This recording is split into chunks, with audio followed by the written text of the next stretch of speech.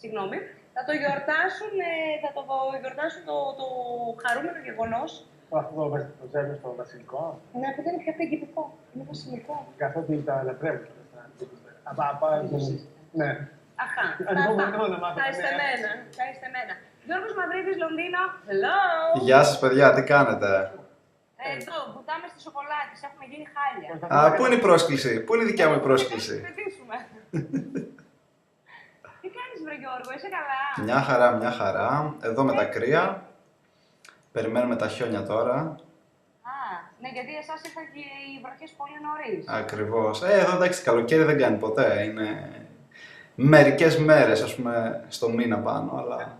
Είναι σημαντικός λόγος για να μην πάω ποτέ στην Αγγλία. Στο Λονδίνο. Χωρίς καλοκαίρι, δηλαδή δεν μπορώ να το διανοηθώ. Δεν με δείχνετε ρε παιδιά όταν γλύφω τα δάχτυλα μου, προσπαθώ λίγο να καθαρίσω τις σοκολάτες. Και εγώ να καταπιώ τόσο. Ρε Γιώργο, να σε ρωτήσω κάτι, εσύ που είσαι και σύμβουλος μόδας και είσαι μέσα στα πράγματα, οι μοντέλες αυτές σε δίμετρες, καλύγραμμες, τρώνε τέτοια φωνή σοκολάτα? Κοίτα, μία φορά το χρόνο, 2 φορές το χρόνο. Α, με τέτοια συχνότητα, να μην τις πάει πια στις πελάτες μας, όλοι δεν κάνει. Μάλιστα. Μια φορά το χρόνο, φαντάζομαι. Και η Midland, πώς τη λένε αυτή τη... Η Middleton. Πώς? Η Middleton, η Middleton. Πω, με τρελαίνουμε για την προφορά σου. Η Δούκισσα, η Δούκισσα. Η Δούκισσα. Δούκισσα έχουμε κι εμείς. Ακριβώς. Σωστό και αυτό. Λοιπόν, περιμένουμε βασιλικό γόνο. Βασιλικό παιδί στην οικογένεια. Σε ποιο μήνα είναι? Είναι στους αρχικούς μήνες, τώρα στο δεύτερο μήνα νομίζω πρέπει να είναι. Τι ανακοινώνουν, ναι. Ορίστε. Το έχουν ανακοινώσει. Έτσι απλά.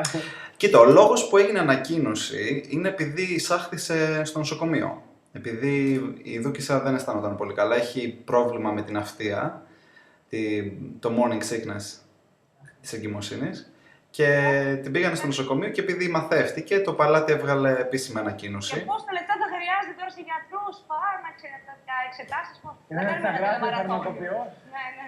Θα μπλέξεις και με τον νεοπή. Καλά, άσε.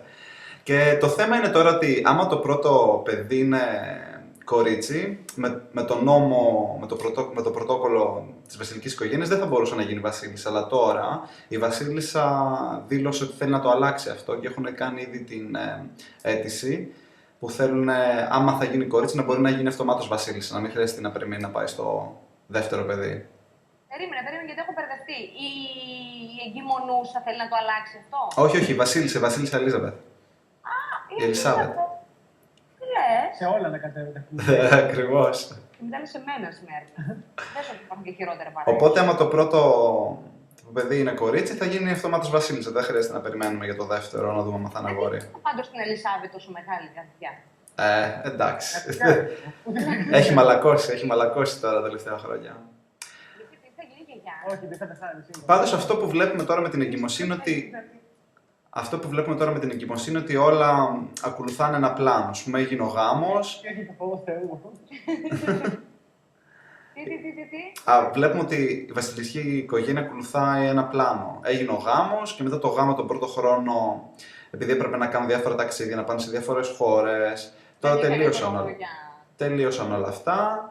Γιορτάσαμε φέτος τη βασίλισσα τα 60 χρόνια που είναι βασίλισσα και τώρα η εγκυμοσύνη. Τα κανονικά χρόνια φαντάζομαι δεν τα γιορτάζουμε, μόνο τα χρόνια που είναι βασίλισσα.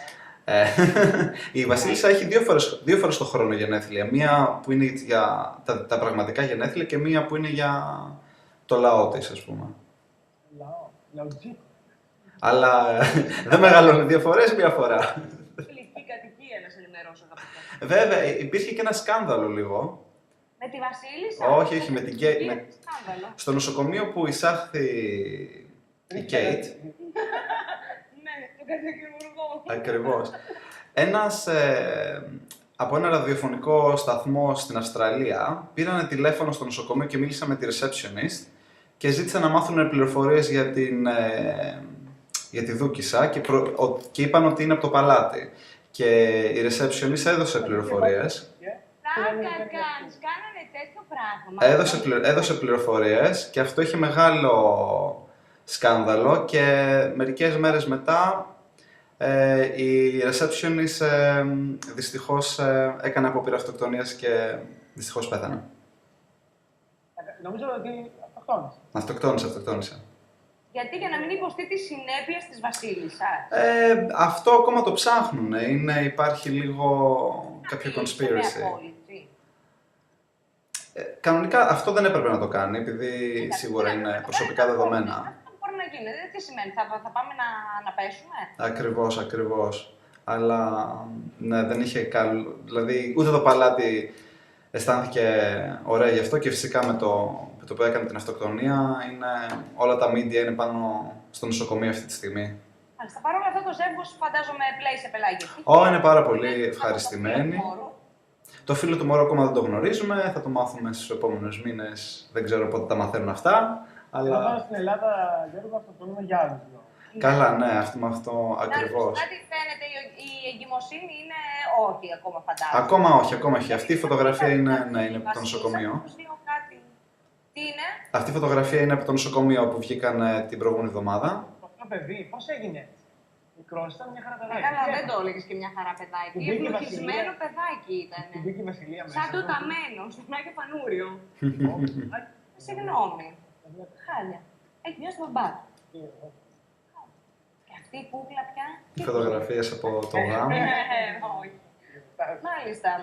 Γιώργο μου, να σε ευχαριστήσουμε πάρα πολύ. Και εγώ, να είστε καλά. Να περνάς ωραία στο Λονδίνο. Αν δεν έχουμε τη δυνατότητα να βγούμε μέσω Skype, γιατί την άλλη Τρίτη και την άλλη Δευτέρα θα είμαστε Ηράκλειο και Ρέθυμνο. Μια χαρά. Που θα ενημερώσουμε και το λαό σου. Τέλεια, παιδιά. Να είστε καλά. Φιλιά πολλά. Και καλή εβδομάδα. Γεια σας. Έχουμε και νικητές. Λοιπόν, Τσικουδάκη Αντά, Δανιεράκη Αθηνά, Μαρκογιαννάκη Ανέτα, Αντωνίου Παρασκευή και Μιχαήλ Αλεξανδρίου.